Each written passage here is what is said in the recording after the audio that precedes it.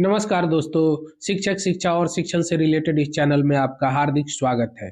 दोस्तों फिर आपके बीच उपस्थित हैं विज्ञान विषय के अंतर्गत प्रकाश के महत्वपूर्ण तथ्यों को लेकर, जो सक्षमता परीक्षा के दृष्टिकोण से बेहद महत्वपूर्ण है। एनसीईआरटी और एससीईआरटी के बहुवैकल्पिक प्रश्न के आधार पर ही ये सारे तथ्य हैं, और इन तथ्यों को अगर जान लेते हैं तो प्रकाश से जितने भी बहुवैकल्पिक प्रश्न होंगे वो लगभग आप बड़ी आसानी से हल कर देंगे। तो आइए इसकी शुरुआत करते हैं। इससे पहले कि आप हमारे चैनल पर नए हो, चैनल को लाइक, सब्सक्राइब और शेयर कीजिएगा ताकि सबों तक ये जो महत्वपूर्ण तथ्य है वो पहुंच सके और सभी इसे लाभान्वित हो सके। तो आइए इसकी शुरुआत करते हैं। देखिए, प्रकाश, लाइट, सबसे पहले हम ये जान लेते हैं कि प्रकाश किसे कहते हैं। तो जान लीजिए कि प्रकाश एक विद्युत चुंबकीय तरंग है जो समदैशिक तथा समांग माध्यम से एक सरल रेखा में गमन करता है। जब हम किसी वस्तु को देखते हैं तो उससे किरणें चलकर हमारी आंखों की रेटिना पर पड़ती है, जहां उसका वास्तविक तथा उल्टा प्रतिबिंब बनता है। मस्तिष्क द्वारा इस प्रतिबिंब को सीधा कर देखने की क्षमता होती है, जिसके कारण हम किसी वस्तु को देख पाते हैं। तो ये प्रकाश का डिफिनेशन हो गया जो मैंने अभी आपसे कहा। अब आइए इसके महत्वपूर्ण तथ्यों को याद रखेंगे, क्योंकि इसके जितने भी महत्वपूर्ण तथ्य हैं वो अपने आप में एक बहुवैकल्पिक प्रश्न जरूर रख रहे हैं। तो देखिए, पहला जो है टॉपिक, स्वयं के प्रकाश से प्रकाशित होने वाली वस्तुएं प्रदीप्त वस्तुएं हैं। यानी जो स्वयं के प्रकाश से प्रकाशित होती हैं वैसे वस्तुओं को किसकी संज्ञा में रखा जाएगा? प्रदीप्त वस्तुओं की संज्ञा में रखा जाएगा। अब देखिए नेक्स्ट जो है, प्रकाश विकिरणों की प्रकृति होती है तरंग एवं कण दोनों के समान। तो प्रकाश विकिरणों की प्रकृति कैसी होती है? तरंग एवं कण दोनों के समान।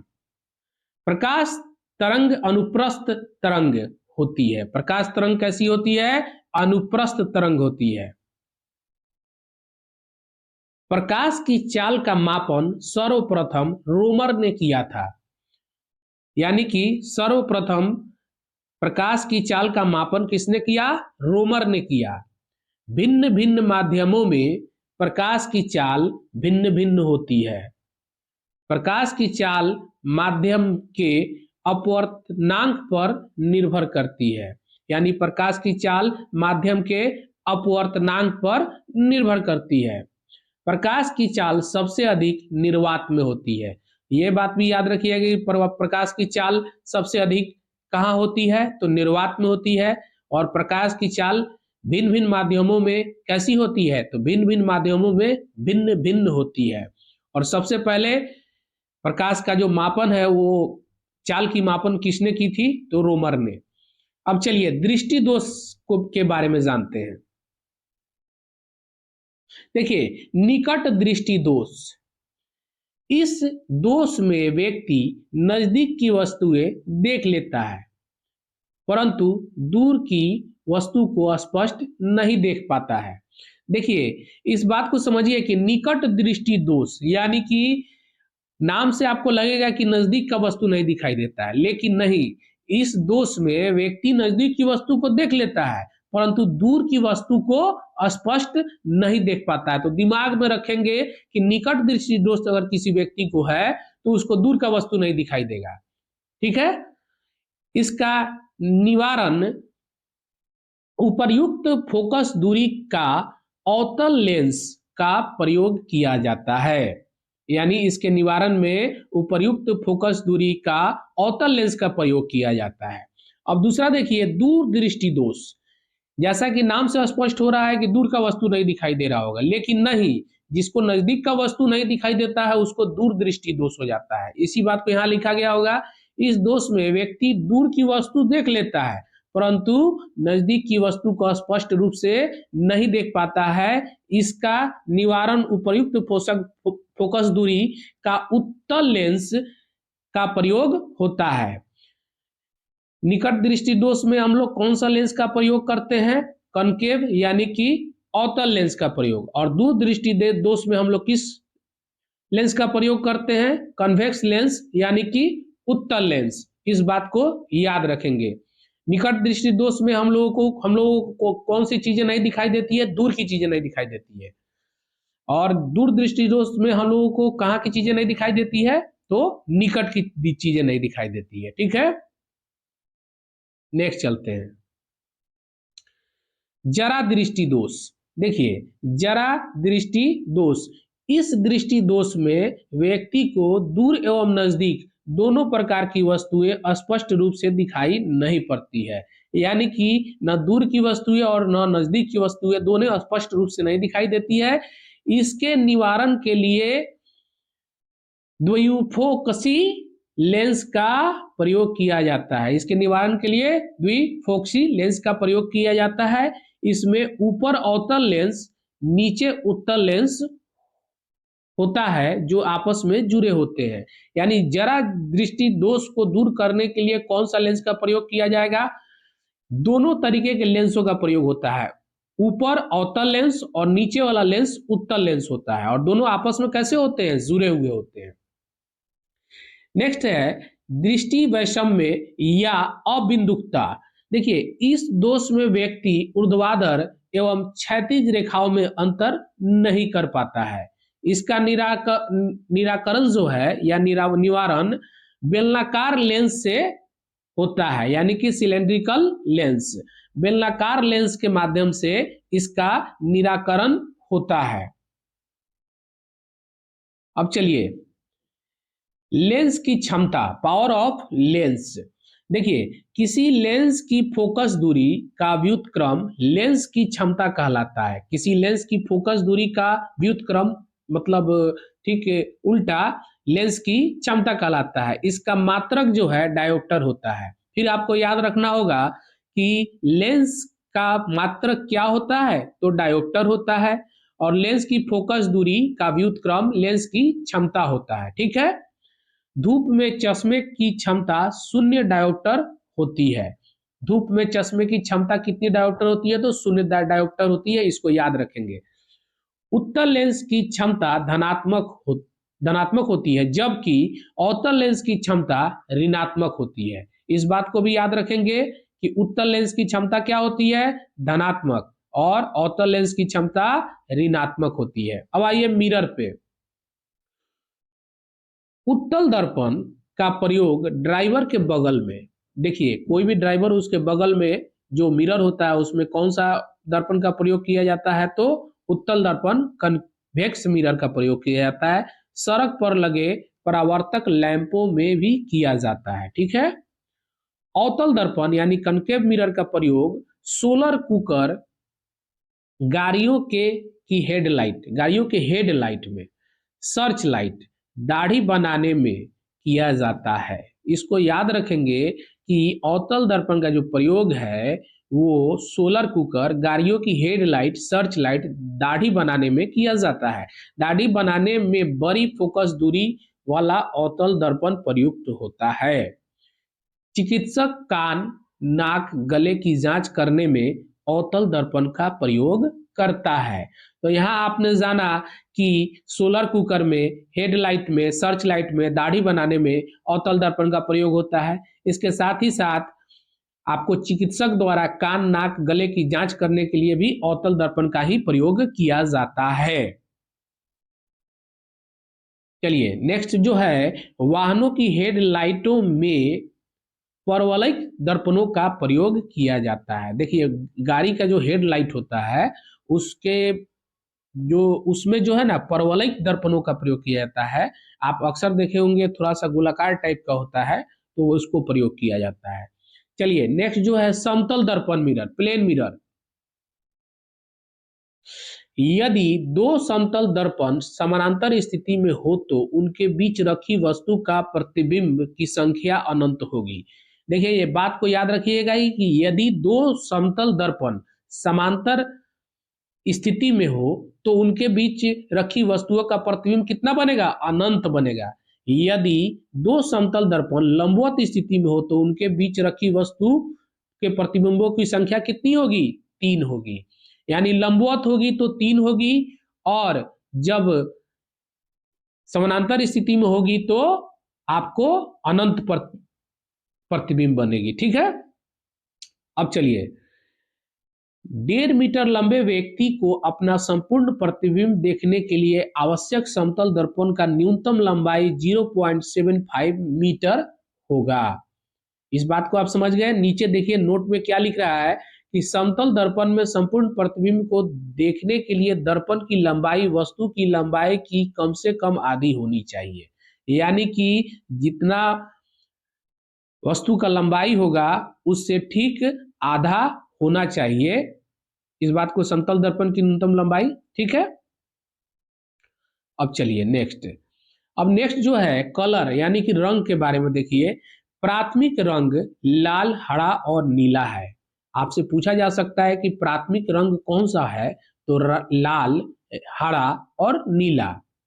प्रकाश का रंग तरंग दैर्ध्य पर निर्भर करता है। प्रकाश का रंग तरंग दैर्ध्य पर निर्भर करता है, इसको आप याद रखेंगे, बहुत ही अच्छा प्रश्न है। सबसे अधिक तरंग दैर्ध्य लाल रंग की होती है। सबसे अधिक तरंग दैर्ध्य किस रंग की होती है? लाल रंग की होती है। इसलिए खतरे का निशान जहां भी होता है लाल रंग का होता है, ताकि उसकी तरंग दैर्ध्य ज्यादा होती है, जिसके कारण वो काफी दूर से ही दिख जाता है। जब प्रकाश के लाल, हरा व नीला रंगों को समान अनुपात में मिलाया जाता है तो परिणामी रंग सफेद होता है। यानी कि जब लाल, हरा और नीला रंगों को समान अनुपात में आप मिलाइएगा तो उससे जो रंग तैयार होगा उसका कलर कौन सा होगा? सफेद होगा। चलिए, प्रिज्म से गुजारने पर सबसे अधिक विचलन दर्शाता है बैंगनी रंग। यानी कि प्रश्न पूछा जा सकता है कि प्रिज्म से गुजारने पर सबसे अधिक विचलन कौन से रंग में होता है, तो आपको जवाब देना होगा बैंगनी रंग में होता है। किसी अपारदर्शी वस्तु का रंग उस रंग के कारण होता है जिसे वह परावर्तित करता है।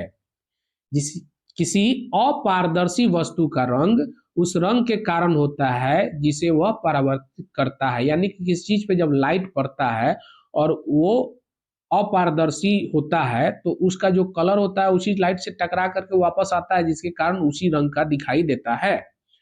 हरे पत्तों वाला पौधा लाल प्रकाश में देखने पर काला दिखाई देता है। यानी कि हरे रंग के पत्तों पर अगर लाल लाइट मारे तो कैसा दिखाई देगा? काला दिखाई देगा। चलिए, यदि किसी पीली वस्तु को लाल प्रकाश में देखा जाए तो काली दिखाई देगी। यहाँ पर हरे पत्तों वाले पौधों पर भी लाल प्रकाश से कैसा दिखाई देगा? काला दिखाई देगा। यदि किसी पीली वस्तु पर लाल प्रकाश मारा जाए तब कैसा दिखाई देगा? काली दिखाई देगी। ठीक है, इंद्रधनुष में 7 रंगों की संख्या होती है। इंद्रधनुष में रंगों की संख्या कितनी होती है? 7। इंद्रधनुष में किनारों पर बैगनी लाल रंग होता है। यानी कि किनारों पर स्टार्टिंग और एंडिंग वो क्या होता है? बैगनी और लाल रंग होता है। उसको बैनिया पिनाला भी हम लोग कहते हैं। बैगनी, नीला, पीला, लाल, गुलाबी, इस तरह बैनिया पिनाला। चलिए, दर्पण एवं लेंस द्वारा बनाने वाली प्रतिबिंब। एक उत्तल दर्पण में बनने वाला प्रतिबिंब सदैव वस्तु से छोटा, आभासी और सीधा होता है। ठीक है, एक उत्तल दर्पण में बनने वाला प्रतिबिंब कैसा होगा? सदैव वस्तु से छोटा होगा, आभासी होगा एवं सीधा होगा। एक समतल दर्पण से बनने वाला प्रतिबिंब वस्तु के बराबर, आभासी और क्या होगा? सर्व उल्टा होगा। ठीक है, और अवतल दर्पण का प्रयोग वस्तु को अर्वाधित, आभासी एवं सीधा प्रतिबिंब प्राप्त करने के लिए किया जाता है। तो यहाँ भी आपने जान लिया कि अवतल दर्पण का प्रयोग जो है सो अर्वाधित, आभासी एवं सीधा प्रतिबिंब प्राप्त करने के लिए किया जाता है। एक अवतल लेंस में बनने वाला प्रतिबिंब सदैव आभासी होता है। एक अवतल लेंस में बनने वाला प्रतिबिंब कैसा होता है? सदैव आभासी होता है। अब चलिए, उत्तल लेंस द्वारा आभासी प्रतिबिंब वस्तु को किस स्थिति में बनता है? जब वस्तु प्रकाशित केंद्र तथा फोकस के बीच में होती है। यानी कि प्रकाशित केंद्र और फोकस के बीच में जब वस्तु होती है तो उसका जो प्रतिबिंब है आभासी बनता है। ठीक है, उत्तल लेंस के द्वारा। ठीक है, अब नेक्स्ट चलिए, इंपॉर्टेंट पॉइंट्स याद रखिएगा। हीरे का चमकना, रेगिस्तान में मरीचिका, ठंडे देशों में मरीचिका आदि पूर्ण आंतरिक परावर्तन के कारण होता है, या इसके उदाहरण है। देखिए, पूर्ण आंतरिक अपवर्तन के कारण ही हीरा चमकता है।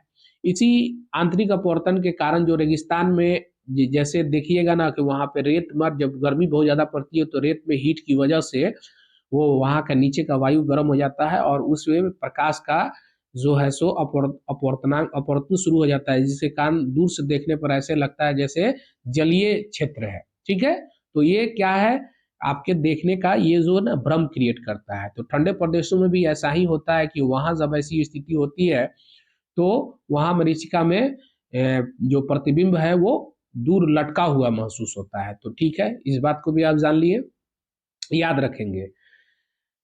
ऑप्टिकल फाइबर कार्य करता है प्रकाश के पूर्ण आंतरिक परावर्तन को। क्या ऑप्टिकल फाइबर कार्य करता है, क्या प्रकाश के पूर्ण आंतरिक परावर्तन को। ठीक है, पेट के अंगों की जानकारी के लिए एंडोस्कोपी प्रयुक्त की जाती है। पेट के अंगों की जानकारी के लिए हम लोग क्या प्रयोग करते हैं, एंडोस्कोपी, जो पूर्ण आंतरिक परावर्तन पर आधारित है।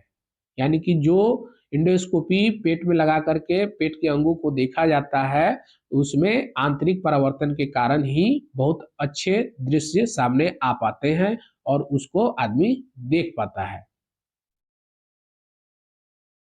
आसपास का नीला दिखाई देना, सूर्योदय सूर्यास्त के समय सूर्य के आसपास लाल दिखाई देता है, प्रकाश के प्रकीर्णन के कारण होता है। अब याद रखिएगा कि आसमान का नीला दिखाई देना और सूर्य एवं सूर्यास्त, सूर्योदय एवं सूर्यास्त के समय सूर्य के आसपास लाल दिखाई दे रहे हैं, यानी कि सूर्योदय के समय सूर्यास्त के समय सूर्य के आसपास लाल दिखाई देना और आसमान का रंग नीला दिखाई देना, ये दोनों क्या है, प्रकाश के प्रकीर्णन के कारण होता है। अंतरिक्ष से आकाश का रंग काला दिखाई देता है। अंतरिक्ष से आकाश का रंग कैसा दिखाई देता है, काला दिखाई देता है। चंद्रमा से चंद्रमा से आकाश का रंग काला दिखाई देता है। ठीक है, अब नेक्स्ट आइए। यदि पृथ्वी पर वायुमंडल नहीं होता तो आकाश का रंग नीले के बजाय काला दिखाई देता। अगर पृथ्वी पर वायुमंडल नहीं होता तो आकाश का रंग कैसा दिखाई देता, काला दिखाई देता है। जब प्रकाश एक माध्यम से दूसरे माध्यम में जाता है तो तीव्रता, वेग, तरंगदैर्घ्य परिवर्तित हो जाते हैं, जबकि आवृत्ति अपरिवर्तित होती है। जब प्रकाश एक माध्यम से दूसरे माध्यम में जाएगा तो तीव्रता, वेग और तरंगदैर्घ्य परिवर्तित हो जाते हैं, पर क्या अपरिवर्तित रहता है, तो उसकी आवृत्ति। अब चलिए प्रकाश के अपवर्तन से संबंधित घटनाओं के बारे में जान लीजिए। तारों का टिमटिमाना, ये किसके कारण होता है, प्रकाश के अपवर्तन के कारण। अपवर्तन क्या है, जब एक माध्यम से दूसरे माध्यम में प्रकाश जाता है तो वो अपने पथ से थोड़ा विचलित हो जाता है, और जिसके कारण इस घटना को हम लोग क्या कहते हैं, अपवर्तन कहते हैं। तो तारों का टिमटिमाना अपवर्तन के कारण होता है। जल से भरे पात्र में पड़े सिक्के का ऊपर उठा हुआ नजर आना अपवर्तन के कारण होता है। जल से भरे पात्र में पड़ी छड़ का टेढ़ा दिखाई देना भी अपवर्तन के कारण होता है। जल का तालाब कम गहरा दिखाई देने का कारण प्रकाश का अपवर्तन है। अब चलिए नेक्स्ट, प्रिज्म में प्रकाश के विभिन्न रंगों का विभाजन अपवर्तन के कारण होता है। यानी प्रिज्म से जब हम प्रकाश को गुजारते हैं तो उस 7 रंगों में जो बढ़ जाता है वो किसके कारण हो पाता है, तो अपवर्तन के कारण होता है। मानव आंख की रेटिना पर प्रतिबिंब वास्तविक तथा उल्टा बनता है। चलिए, आंखों में बाहर से पड़ने वाले प्रकाश आइरिस को नियंत्रित करता है। ठीक है, आंखों पर बाहर से पड़ने वाला प्रकाश आइरिस को नियंत्रित करता है। मनुष्य की आंख में किसी वस्तु का प्रतिबिंब जिस भाग पर बनता है वह है दृष्टि पटल। ठीक है, प्रकाश में ध्रुवण की घटना से यह सिद्ध होता है कि प्रकाश तरंगे अनुप्रस्थ हैं। प्रकाश तरंगे कैसी हैं, अनुप्रस्थ हैं। और किस घटना से यह सिद्ध होता है, यह सिद्ध होता है कि प्रकाश तरंगे प्रकाश में ध्रुवण की घटना से। ठीक है, मोटर कारों में हेडलाइट की चकाचौंध को हटाने के लिए पोलेराइड का प्रयोग किया जाता है।